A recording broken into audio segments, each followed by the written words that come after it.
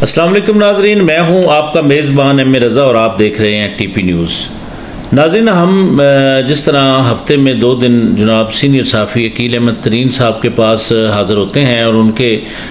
ख़यालात से आपको ज़रूर आगाह करते हैं किस तरह उनका जो साफ़ती तजर्बा है, जो मौजूदा सियासी हालात हैं, तो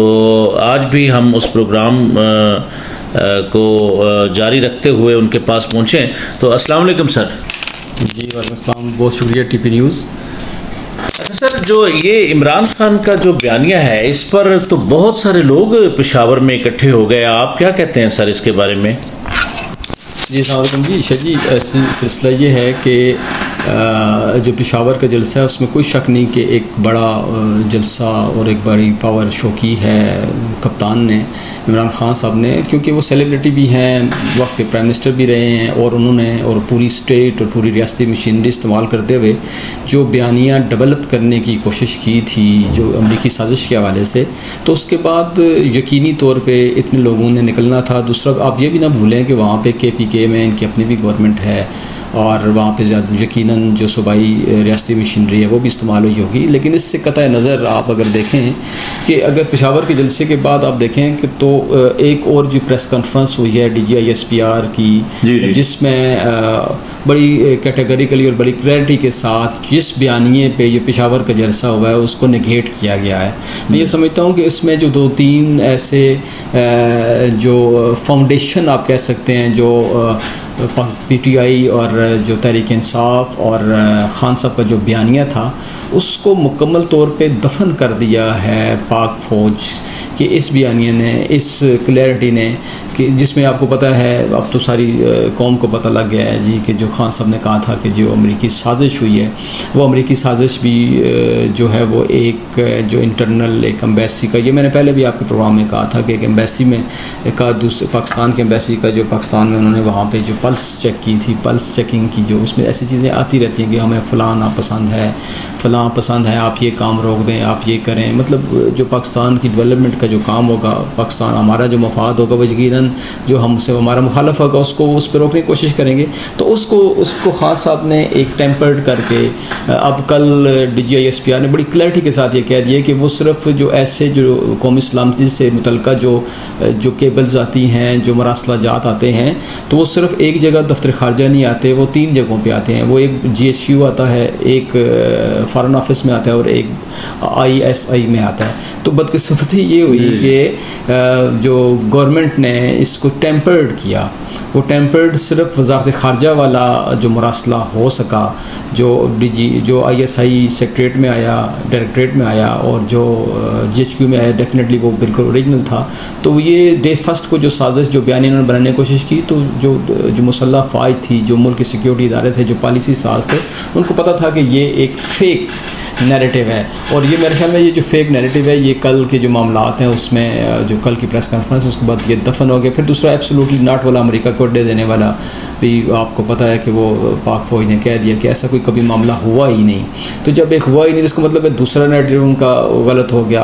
तो ये आप देखें, इसके बाद आपको जो अगले इनके जलसे हैं, जो इनकी जो ईमानदारी का जो बुत है, जो इनकी जो सच्चाई का बुत है, वो तो ये कल की प्रेस कॉन्फ्रेंस के बाद पाश हो गया। अब देखते हैं कि इसके बाद हमारी जो कौम है, हमारी जो यूथ है, वो खान साहब की बातों में कितना आती है। अच्छा सर, ये जो अभी एक वज़ीर आज़म पाकिस्तान जो मियां मोहम्मद शहबाज शरीफ साहब ने घड़ी वाला कोई इल्ज़ाम लगा दिया, उस पर एक फवाद चौधरी साहब का भी रद्द-ए-अमल आ गया। उन्होंने नेशनल TV पे बैठ के ये कहा जी कि देखें घड़ी मिली थी लेकिन उसको हुकूमत से ख़रीद कर उन्होंने बेच दिया। तो मियां शहबाज शरीफ साहब ने भी बड़ी सख्त बातें की, तो इस पर आप क्या कहते हैं सर? देखें, इसमें भी अभी तो ये सिर्फ एक केस है ना, तोशा खाने वाला, और अभी तो इसमें बहुत सारी चीज़ें खुलनी हैं। मैं ये समझता हूँ कि इसकी तो पहली एक दलील मैं ये दे सकता हूँ कि एक शख्स किसी हाउसिंग स्कीम की मिसाल लेते हैं। एक शख्स किसी हाउसिंग स्कीम का कस्टोडियन है, वो वहाँ की जो एक प्लाट है उसकी मसलन मार्केट वर्थ है 10 मिलियन की, और वो उसको अपने खुसूसी इख्तियारात से 3 मिलियन में ख़रीद लेता है, और जब वो ख़रीद लेता है तो ख़रीदने के बाद वो 15 मिलियन में उसको आगे बेच देता है। तो वो जो 70-80 लाख रुपए का उसको फ़ायदा हुआ है, तो कोई मेरा तर्जमान या उस शख्स का तर्जमान कहे क्योंकि उसने 3 मिलियन का ख़रीदा था और वो उसने 80 लाख रुपए का जो प्रॉफिट लिया, तो उस पर कोई सवाल इस तरह बनता है कि मैंने ख़ुद को या उस शख्स ने ख़ुद को फ़ायदा पहुंचाने की कोशिश की, तो वो जो फ़ायदा आपने एक अपने पावर यूज़ किया है, मिस यूज़ ऑफ पावर्स में आता है। ये बहुत सारी चीज़ें आती हैं, ये कौमी ख़जाने का इसमें इन्होंने नुकसान किया है। अभी तो इस ईमानदारी के बुत के टूटने का जो पहला मरहला कल DGI-SPR से स्टार्ट हुआ, अभी दूसरा मरहला ये है। अभी तो अबराज ग्रुप के बारे में, जिसमें आपको पता है कि वो जो बाइडन की जो अमेरिकन प्रेसिडेंट है, वो उसका जो उसकी फैमिली के साथ जो अबराज ग्रुप ने जो फ्रॉड किया है, उसका चीफ एग्जीक्यूटिव ऑफिसर जो था, वो जो फॉरेन फंडिंग में जो मामला था, मनी लॉन्ड्रिंग के जो मामला थे, उसमें खान साहब डायरेक्ट इन्वॉल्व हैं। तो अभी ये बहुत सारी चीज़ें आहिस्ता आहिस्ता आपको खुलती नज़र आएंगी। अभी तो सर, ये जो अबराज कंपनी है, ये दुबई की सबसे बड़ी इलेक्ट्रिक कंपनी है, जो जितनी बिजली सप्लाई होती है ये अबराज ग्रुप ही कर रहा है।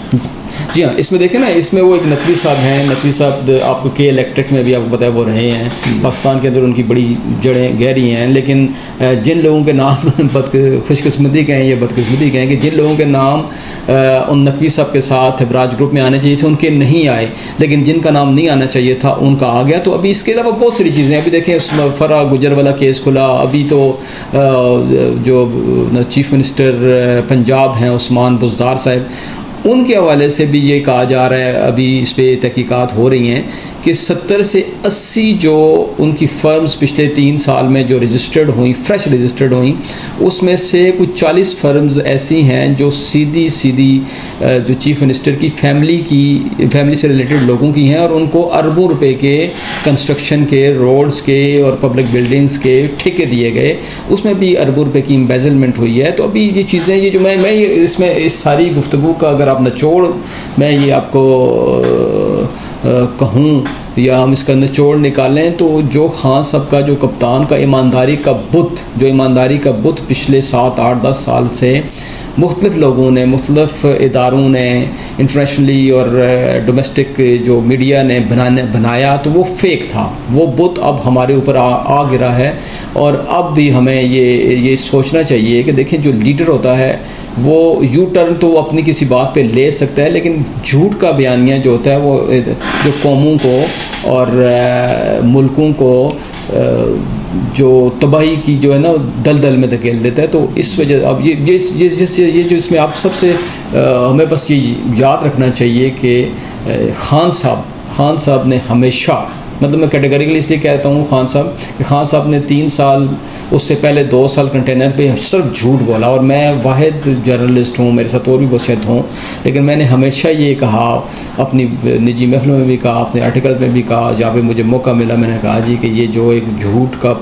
एक जो देवता बना के हमारे पर इम्पोज किया जा रहा है, ये हमारे मुल्क को नुकसान पहुँचाएगा। ये देखें 183 रुपीज़ का या 84 रुपीज़ का डॉलर होना ये कोई छोटी सी बात नहीं है। ये हमारी मुल्क की इकॉनमी की मतलब तबाही निकल गई, हर चीज़ इन्फ्लेशन, मतलब आपको क्या क्या बताएं। मतलब ये हमारे पास 3-4 मिनट हैं, फिर भी लबाब है कि जो अभी हमारी कौम को जो इसकी ईमानदारी का बुत है उसको समझना होगा कि वो ये ईमानदारी का नहीं, ये एक गैर मुल्की कुव्वतों का और ये सोशल मीडिया के इनके अपने जो लेपालक्स थे, इनके अपने जो अपने ज़ाती सोशल मीडिया ग्रुप्स थे, उससे इन्होंने ये अपना ईमानदारी का बुत तराशा और जो अब टूट गया है। अकील अहमद तरीन साहब, बहुत बहुत शुक्रिया सर।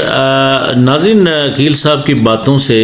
ये बिल्कुल साबित हो रहा है कि जिस तरह इमरान खान साहब के बारे में हर बंदे की यही परसेप्शन है कि वो लीडर हमारा ईमानदार है, तो जिस तरह ये घड़ी वाला मामला छिड़ गया, फिर अबराज ग्रुप वाला मामला छिड़ गया, देखें आगे ऊँट किस करवट बैठता है। अब मेरी नहीं आने फॉरेन फंडिंग देख लें, फॉरेन फंडिंग वाला जो मामला है वो जब खुलेगा तो उसमें भी हमारे जो कौम और जो हमारे जो लोग हैं उनकी आंखें खुल जाएंगी और तोते उड़ जाएंगे। नाजरीन, नई आने वाली वीडियो तक के लिए अपने मेज़बान एम रज़ा को इजाज़त दीजिए। अल्लाह हाफ़िज़।